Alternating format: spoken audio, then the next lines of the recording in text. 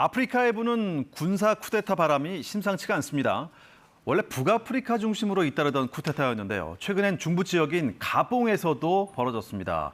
국제사회에서는 우려가 커지지만 가봉 시민들 오히려 군사 쿠데타를 환영하는 분위기입니다. 아프리카의 복잡한 속사정, 오늘 지구촌 돋보기에서 황경주 기자와 알아보겠습니다. 가봉 얘기부터 하겠습니다. 군부가 과도 정부 구성에 돌입했네요. 네, 이 가봉 군부 쿠데타의 지도자 응구마 장군이 현지 시각 오늘 과도 대통령에 취임합니다. 이 지난달 30일 쿠데타를 일으킨 군부가 속전속결로 권력 전반을 장악하는 모습입니다. 가봉 군부는 지난달 30일에 알리 봉고 온딤바 대통령을 체포해 가택 연금하고 국영방송을 통해서 쿠데타 사실을 알렸죠. 이 소식을 들은 시민 수백 명이 거리로 쏟아져 나와서 군부 지지 시위를 벌였습니다. On est content. On veut le changement dans ce pays. On ne veut plus être malmené. On ne veut plus être en esclavage. 아프리카에서는 최근 3년 동안 7개 국가에서 군부가 쿠데타를 성공시키고 정권을 장악했는데요.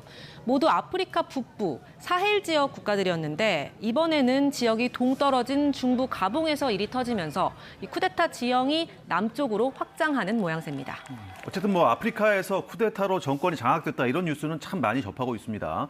그런데도 아프리카 국민들은 또 이 쿠데타로 정권이 뒤집히는 걸 또 환영하는 분위기라뇨. 좀 의아합니다. 네, 이 쿠데타가 일어난 국가들을 보면 무늬만 민주주의인 나라들이 많습니다.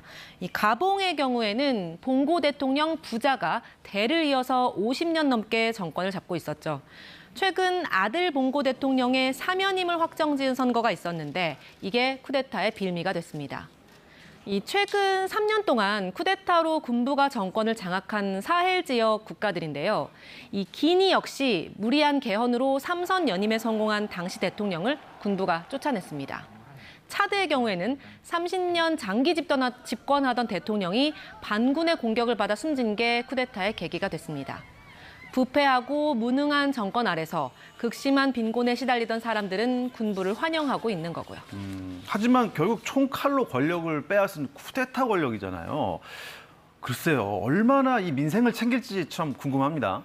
이 쿠데타를 일으킨 군부들은 하나같이 과도 정부를 일단 구성하고 상황을 좀 안정시키고 나면 민간으로 권력을 이양하겠다고 말은 합니다. 하지만 이 약속이 지켜지는 경우는 거의 없죠. 기니 군부는 지난해 5월 모든 시위를 3년 동안 금지하고 민간 정부의 권력을 넘기는 걸 늦추고 있습니다.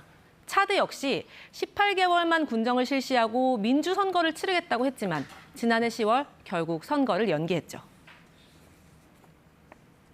But once they move out, they want to capture power. There is a problem in terms of how do you restore civilian rule. 이 지리적으로 가까운 국가들에서 잇따라 쿠데타가 벌어지다 보니까 군부 세력끼리 서로 쿠데타를 돕기까지 하는 상황인데요. 지난달 니제르에서 쿠데타를 일으킨 군부는 옆 나라인 말리와 부르키나파소 군정에 군사 지원을 요청하기도 했습니다. 그랬군요. 근데 이렇게 쿠데타로 아프리카 정세가 좀 불안해진 틈을 타서 테러 세력이 아프리카에서도 활기를 친다면서요? 네, 2020년에서 2021년 연속으로 쿠데타가 있었던 말리에서는 이 이슬람 극단주의 무장 세력 IS가 세력을 2배로 확장한 거로 유엔은 보고 있습니다. 이렇게 IS가 세를 키우자 또 다른 테러 조직들도 덩달아 득세를 하고 있는 거로 알려졌는데요. IS 공격을 자기네가 막아주겠다면서 이 존재감을 부각하고 있다고 전문가들은 분석했습니다. 여기에다가 러시아 용병 기업 바그너 그룹도 말리, 니제르 군부와 손을 잡고 새 확장에 나서고 있습니다. 아프리카에서 이슬람 무장단체나 러시아 용병들까지 활개를 친다는 것, 결국 그 아프리카 대륙 내에서 서방의 경쟁력이 예전만 못하다는 얘기겠죠? 네, 서구식 민주주의가 아프리카에서 실패했다, 이런 뼈아픈 지적이 나옵니다. 이 쿠데타가 일어난 국가들을 보면 프랑스나 영국의 식민 지배를 오래 받다가 1900년대 중반에 독립에 성공했죠.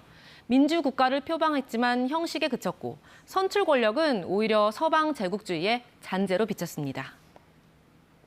Bon, c'est un pays emblématique de la France-Afrique qui est marqué par la corruption historiquement par des grands groupes français et qui s'est développée et diversifiée depuis, marqué par le népotisme, par 미국 공영방송 PBS는 쿠데타가 일어난 국가들에서 반서방 감정은 여전히 높다고 지적했는데요.